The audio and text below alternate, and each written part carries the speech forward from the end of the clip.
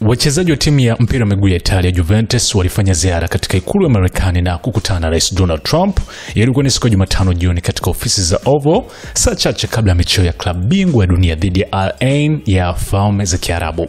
Katika ziara hiyo isiyoeleweka vizuri sababu yake rasmi, wachezaji 6 Weston McKennie, Timothy Weah, Manuel Locatelli, Federico Gatti, John Koopmeiners na Dusan Vlahovic waliongozana na kocha wao Igor Tudor, baadhi ya maafisa wa Juventus pamoja na rais wa FIFA Gianni Infantino. Trump alipokea zawadi ya jezi ya Juventus pamoja na jezi ya kombe la dunia mwaka 2026 ambalo Marekani itakuwa mwenyeji pamoja na Canada na Mexico.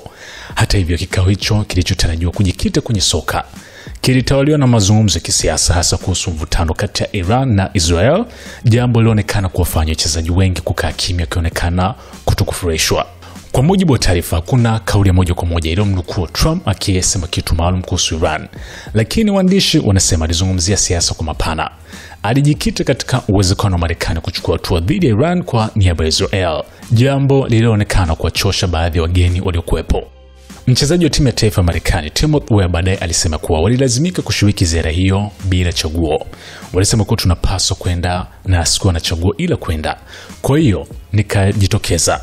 Weah ambaye ni mtoto wa rais wa zamani wa Liberia George Weah mwaka 2018 hadi mwaka 2024 alisema tukio hilo lilikuwa la ajabu kidogo, akiongeza kuwa sio mtu wa siasa, kwa hiyo halikunivutia sana. Alipoanza kuzungumzia Iran na siasa, nikajisemea jamani, mimi nataka tu kucheza mpira.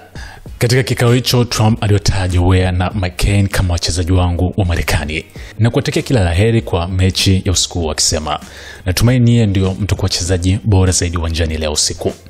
Hata hivyo, hali ya kukosa maelewano ilijitokeza wazi zaidi wakati Trump alipozungumza swala la wanaume kucheza katika michezo ya wanawake na kuuliza wachezaji, unadhani mwanamke anaweza kucheza kwenye timu yenu? Wachezaji hawakujibu na Trump alijibu mwenyewe kwa kusema, mnaona wanajua kuwa ni wa kidiplomasia sana. Pia alijaribu kuhusisha wachezaji katika mazungumzo kuhusu ndege za kijeshi za Marekani kwa kusema, mnataka kuwa stealth leo usiku, mkifanya hivyo hamtopoteza kamwe, sivyo? Kwa mara nyingine hakupata mwitikio wote kutoka kwao.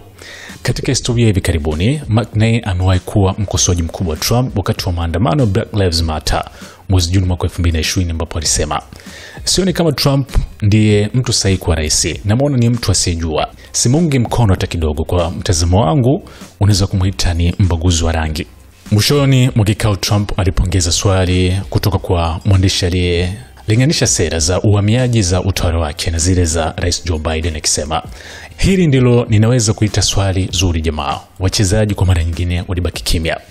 Juventus baadaye ilibuka na ushindi wa mabao 5-0 dhidi ya Al Ain, lakini tukio la ikulu lilibua mjadala kuhusu nafasi ya wanamichezo katika siasa na jinsi wanavyoshirikishwa bila hiari katika matukio ya kisiasa. Hiyo ni SNS Management.